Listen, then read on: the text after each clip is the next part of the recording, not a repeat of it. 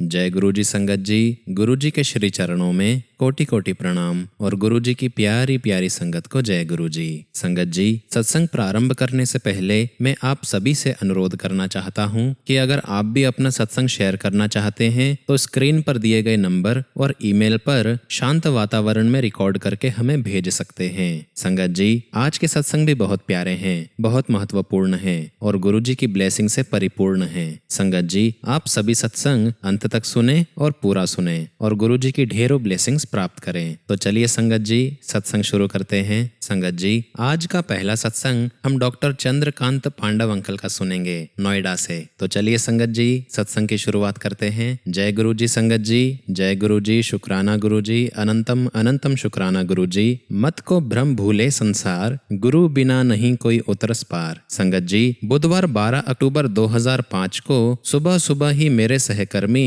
Doctor Khilnani AIIMS में औषधि विभाग के अध्यक्ष का फोन आया कि उस दिन शाम को 5:30 बजे उनके घर में सत्संग का आयोजन है जिसमें गुरुजी आ रहे हैं। उन्होंने मुझे पत्नी सहित आने का आग्रह किया। क्या आप महाअध्यापक की पदोन्नति का उत्सव मना रहे हो? ये गुरुजी कौन है? उनका नाम क्या है? वो कहाँ से आ रहे हैं? मैंने उन पर प्रश्नों की जैसे झड़ी ही लगा दी। उन्होंने केवल इतना ही उत्तर दिया, उनका नाम गुरुजी है। आप जब शाम को उनको मिलोगे तो स्वयं ही जान लेना, धैर्य रखो। सामान्यतः मेरी पत्नी स्मिता साधु संतों में कोई विश्वास नहीं रखती थी। इस बार जब मैंने ये बात उसको बताई तो उसका उत्तर पहले से भिन्न था। संभव है इस बार कुछ अंतर हो, चल कर देखेंगे। संगत जी, कुछ देर बाद मैंने अपने परिचित रश्मि और पंकज सिंह को फोन किया। मैं रश्मि जी को पिछले 35 वर्षों से जानता हूँ और उनके विवाह के पश्चात पंकज जी को भी। मैं उनसे पंकज जी के पिता भूतपूर्व प्रधानमंत्री श्री चंद्रशेखर, जिनको मैं स्वयं पिताजी कहकर संबोधित करता था,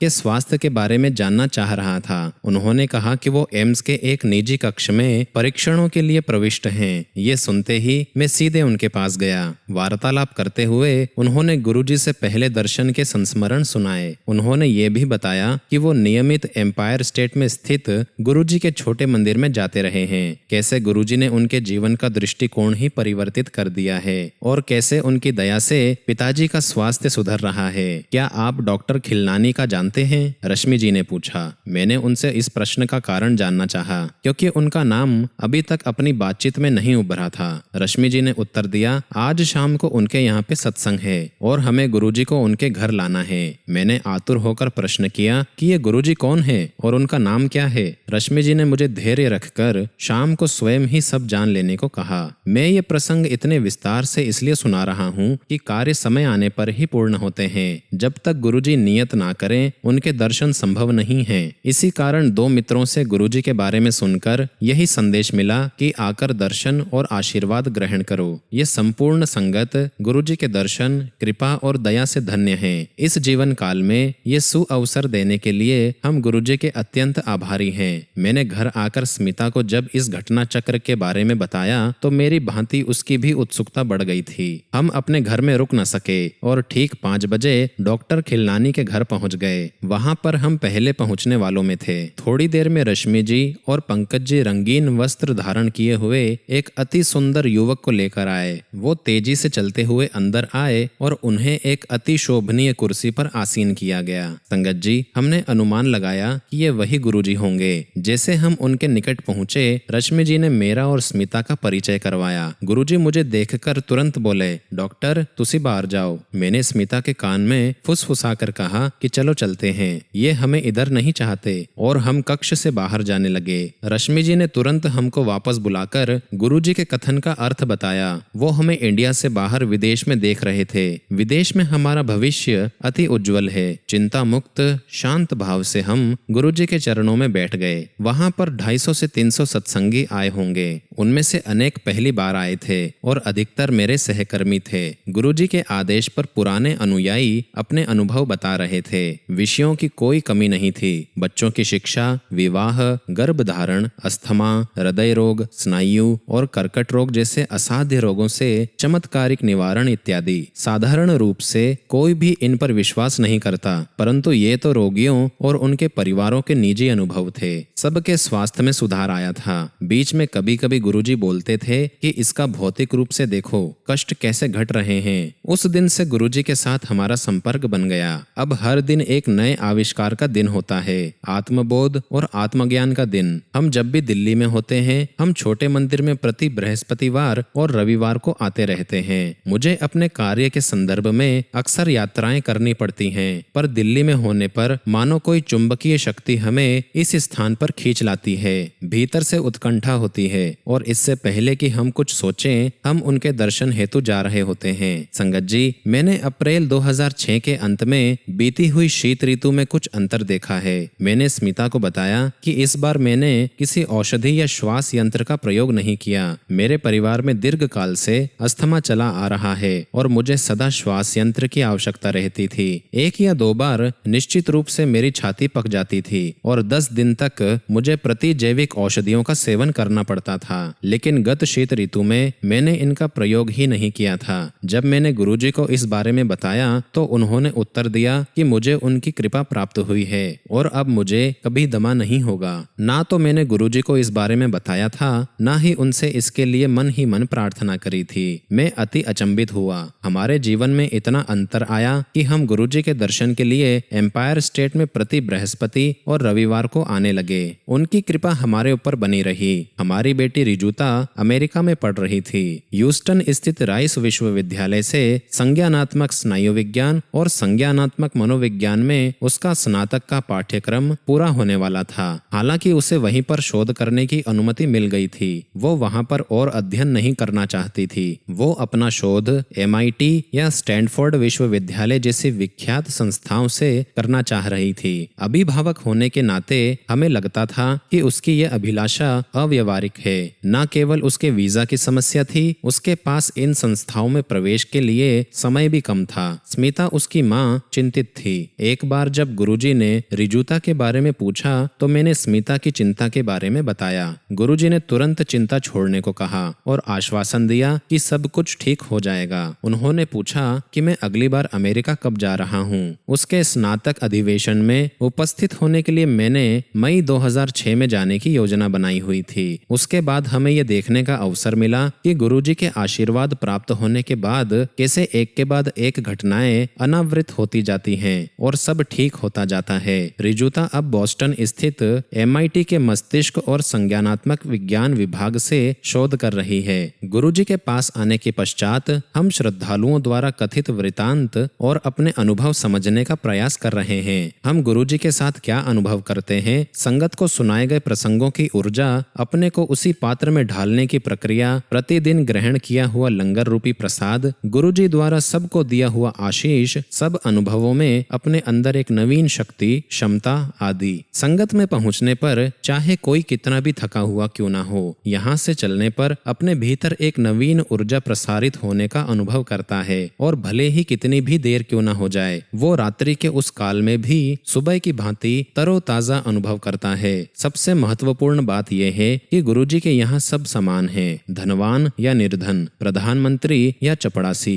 पुरुष या नारी, शहरी या ग्रामीण, भारतीय या विदेशी। यहाँ पर कोई रीति रिवाज नहीं है। किसी भी सत्संगों से पूर्ण आत्मसमर्पण के अतिरिक्त कोई आशा नहीं की जाती। गुरुजी में निष्ठा और फल की आशा किए बिना विश्वास को ही तो आस्था कहते हैं। गुरुजी हमें सर्वश्रेष्ठ मनुष्य बनाने का प्रयत्न कर रहे हैं। यहाँ आने के उपरांत हमारा मिथ्या रूपी अभिमान समाप्त हो रहा है। हमारी प्रवृत्ति में भी परिवर्तन हो रहा है। हम उन्हीं घटनाओं को एक नए दृष्टिकोण से देखते हैं और मन को शांति प्राप्त होती है। अपनी आवश्यकताओं और लोभ का भेद समझते हैं। गुरुजी ने सुकर्म करने के विवेक का विकास किया है। हम गुरुजी के अनुयायी होने से धन्य हैं। हमने ये भी जाना है, हमारे जीवन की मान्यताओं को बांटने से उनका मूल्य अधिक हो जाता है। विनीत होकर हमने अपने अनुभव अपने मित्रों और सहकर्मियों से बांटे हैं। हमारी जीवन यात्रा चल रही है और इसके लिए हमारे ऊपर गुरु कृपा है। उसके लिए हम उनके अति आभारी हैं। संगत जी, मैं अपने सत्संग को अब यहीं विराम देता हूँ। ओम नमः शिवाय। शिवजी सदा सहाय। ओम नमः शिवाय। गुरुजी सदा सहाय। जय गुरुजी। शुक्राना गुरुजी। संगत जी, अगला सत्संग हम जगबीर सिंह गरेवाल का सुनेंगे,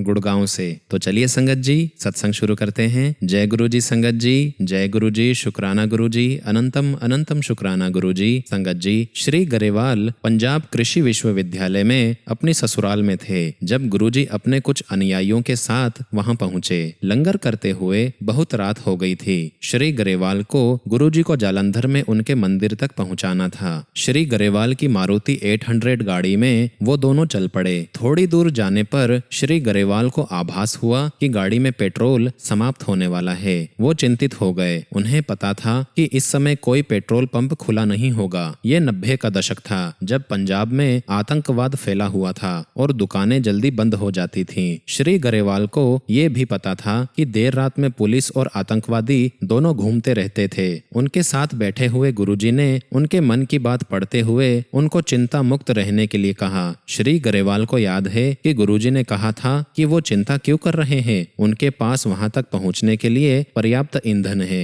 वो कार चलाते रहे, किंतु उन्हें पता था कि देर सबेर पेट्रोल समाप्त हो जाएगा। संगत जी, लुधियाना जालंधर राजमार्ग पर मध्य दूरी पर स्थित गोराया पहुंचने पर श्री गरेवाल के मन को पुनः उन्हीं चिंताओं ने घेर लिया। गुरुजी तुरंत बोले कि वो व्यर्थ शंका कर रहे हैं। वो केवल विश्वास के साथ चलते रहें, पेट्रोल पर्याप्त है। उनके कहने पर श्री गरेवाल को अचानक आभास हुआ कि उस गाड़ी में 4 किलोमीटर से अधिक का पेट्रोल नहीं था और वो 40 किलोमीटर आ चुके थे। तब उन्हें विश्वास हुआ कि उनकी कार पेट्रोल से नहीं अपितु दिव्य शक्ति से चल रही है। शीघ्र ही वो जालंधर में गुरुजी के मंदिर पर पहुंच गए। गुरुजी जब उतरे तो उन्होंने कहा कि वो गाड़ी को बिना पेट्रोल के ले आए हैं। प्रातः होते ही वो पेट्रोल भरवा लें, उसके बाद कार बिना पेट्रोल के नहीं चलेगी। श्री गरेवाल कहते हैं कि दिव्य ऊर्जा के इस अद्भुत अनुभव के पश्चात उन्होंने अपने आप को गुरुजी को समर्पित कर दिया। उन्हें विश्वास हो गया कि गुरुजी कोई साधारण पंडित या संत न होकर अति असाधारण हैं। वास्तव में वो सद्गुरु हैं। संगत जी, गुरुजी की दया अपरंपार है।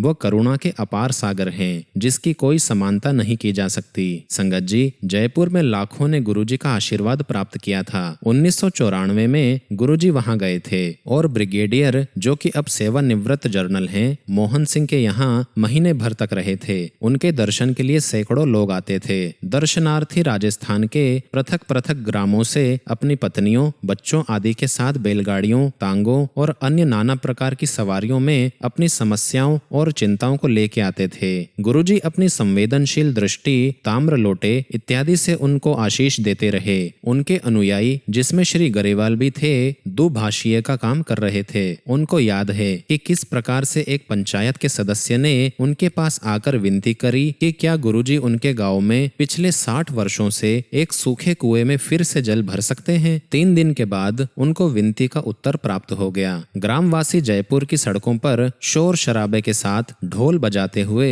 और गुरु बाबा जल आ गया चिल्लाते हुए आए। गुरुजी ने आनंदित ग्रामवासियों को कभी भी उनका जल न बेचने का निर्देश दिया। अन्य सभी दर्शनार्थी भी लाभान्वित हुए, भले ही वो रोग या मानसिक चिंताओं से ग्रस्त हों या फिर पारिवारिक समस्या हो। केवल आम जनता को ही लाभ नहीं मिला। महाराजा भवानी सिंह को 4 कंधों पर उठाकर लाया गया। कुछ ही दिनों बाद वो स्वस्थ होकर चलने लगे। संगत जी, कभी कभी किसी भक्त का मनोरथ होता है कि गुरुजी शिव के अवतार, जो आशुतोष के समान सरलता से प्रसन्न हो जाते हैं, कोई कामना पूर्ण करें। ऐसा ही कुछ श्री गरेवाल की पत्नी श्रीमती रिम्पल के साथ हुआ। गुरुजी संगरूर में संगत कर रहे थे। अचानक उन्होंने श्रीमती रिम्पल को अपने पास बुलाया और अपने हाथ में प्रकट हुए 2 हीरे उनको दिए। वो ब्रिटेन की मुद्रा पाउंड में लिपटे हुए थे। आज 12 वर्ष भी उनमें से गुलाब की सुगंध आती है, गुरुजी के होने का प्रमाण। संगत जी, अन्य अवसरों पर भी गुरुजी विशेष कृपा करते हैं। नए साल की पूर्व संध्या पर श्री गरेवाल की ससुराल में गुरुजी की संगत हो रही थी। अचानक उनके ससुर पर पुष्पों की पंखुड़ियां बरसने लगी और कुछ देर तक ऐसे ही बरसती रही। 10 मिनट के बाद एक अन्य महिला अनुयायी श्रीमती बरदान पर ऐसा ही हुआ। ये चमत्कार भक्तों पर गुरुजी का प्रेम दर्शाते हैं। श्री गरेवाल कहते हैं कि गुरुजी अपने भक्तों से कोई मांग नहीं करते। वो तो अपने कर्म अपने ऊपर अंतरित कर आपको मुक्त कर देते हैं। वो केवल प्रेम और आस्था चाहते हैं। संगत जी, मैं अपने सत्संग को यहीं विराम देता हूँ।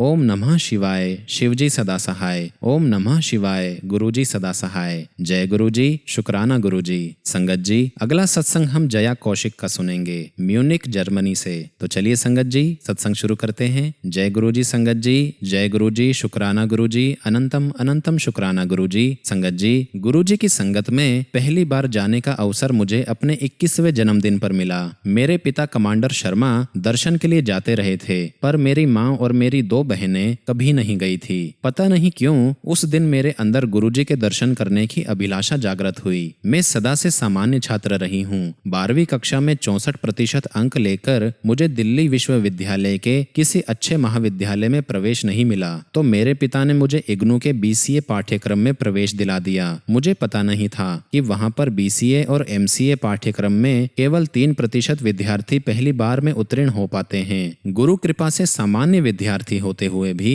मैंने न केवल BCA अपितु MCA भी पहले प्रयास में पूरा कर लिया। जैसे ये कम था, मैंने स्नातक अध्ययन भी पूरा किया और स्नातकोत्तर अध्ययन करते हुए 1.5 वर्ष का सॉफ्टवेयर डेवलपर का अनुभव भी प्राप्त किया। ये कौन सोच सकता है कि मेरे जैसी लड़की कैसे इतना एक साथ कर सकती है। गुरुजी की कृपा से ही मैं ये सब करने में समर्थ हुई। शीघ्र ही पूरे परिवार ने गुरुजी के दर्शन के लिए जाना आरंभ कर दिया। MCA करने के उपरांत मुझे एक नई नौकरी की आवश्यकता थी। मेरी परीक्षाओं के बाद हम सब गुरुजी के दर्शन के लिए गए। वहां पर मेरी माँ ने गुरुजी से मेरे लिए 10,000 रुपए की नौकरी की प्रार्थना करी। मुझे पता नहीं कि माँ ने वो अंक क्यों चुना, परंतु जब मुझे नौकरी मिली तो मुझे 10,000 रुपए का ही वेतन दिया गया। जब मैंने उनसे पूछा कि उन्होंने इतने के लिए ही प्रार्थना क्यों करी, तो उन्होंने उत्तर दिया कि वही अंक उस समय उनके मन में आया था, अतः उन्होंने उतने के लिए ही प्रार्थना करी। दिसंबर 2001 में मेरी परीक्षाएं समाप्त होने के शीघ्र बाद ही 5 जनवरी को मुझे नई नौकरी मिल गई। जब मैं इंटरव्यू के लिए प्रबंधक के समक्ष पहुंची तो उन्हें आभास हुआ कि उस कार्य के लिए मुझ में योग्यता नहीं है। वो इस दुविधा में थे कि योग्यता न होते हुए भी मुझे कैसे बुलाया गया है, किंतु उन्होंने मुझे एक अन्य रिक्त पद के लिए प्रश्न पूछे और मुझे वहां नौकरी मिल गई। इसके बाद मैं कुछ दिन तक माँ को छेड़ती रही कि केवल 10,000 के लिए ही प्रार्थना करी। मेरे 23 वर्ष पूरे होने पर मेरे परिवार वालों के मन में आया कि मेरा विवाह कर देना चाहिए। मेरे माता पिता वैवाहिक विज्ञापन देखने लगे। मेरे संबंध के लिए माता पिता को एक परिवार उपयुक्त लगा और उन्होंने सप्ताह के अंत में वहां जाने का निर्णय लिया। वहीं से एक और विवरण भी आया था, क्योंकि ये अधूरा सा था, इसलिए मेरे माता पिता का वहां जाने का विचार नहीं था। परंतु जब वो घर से निकलने वाले थे तो उस परिवार से लड़के के पिता ने फोन किया। चूंकि वो फरीदाबाद ही जा रहे थे, उन्होंने दूसरे घर यानी कि मेरे ससुराल भी जाने का निर्णय ले लिया। उसके उपरांत गुरुजी की कृपा से सब कुछ कुशल पूर्वक संपन्न हुआ। संगत जी, 2004 में एक रात्रि के अंतिम प्रहर में मुझे गुरुजी का स्वप्न आया, जिसमें उन्होंने कहा कि 2 वर्ष के बाद हम विदेश जाएंगे। उस समय तक विदेश जाने का विचार तक मेरे मन में नहीं आया था और ऐसा लगता नहीं था कि वहां जाकर हम आनंद पूर्वक रह पाएंगे। परंतु 2 वर्ष के बाद परिस्थितियां भिन्न थी। मैं चकित हूँ कि इस समय घटती हुई घटनाएं देखकर मैं प्रसन्न थी। हमारी जर्मनी जाने की योजना सितंबर 2006 में साकार हुई, गुरुजी के स्वप्न के ठीक 2 वर्ष के बाद। इसके अलावा और भी अनेक अनुभव हैं। जर्मनी में नौकरी के लिए मेरा फोन पर इंटरव्यू हो रहा था, हालांकि वो अच्छा नहीं हुआ था। उसके तुरंत बाद मुझे गुरुजी की विशिष्ट सुगंध आई। संदेश स्पष्ट था, चिंता की कोई आवश्यकता नहीं है। वो मुझ पर और मेरे प्रियजनों पर अपना स्नेह बनाए हुए हैं। संगत जी, मैं अपने सत्संग को यहीं विराम देती हूँ। ओम नमः शिवाय। शिवजी सदा सहाय। ओम नमः शिवाय। गुरुजी सदा सहाय। जय गुरुजी। शुक्राना गुरुजी।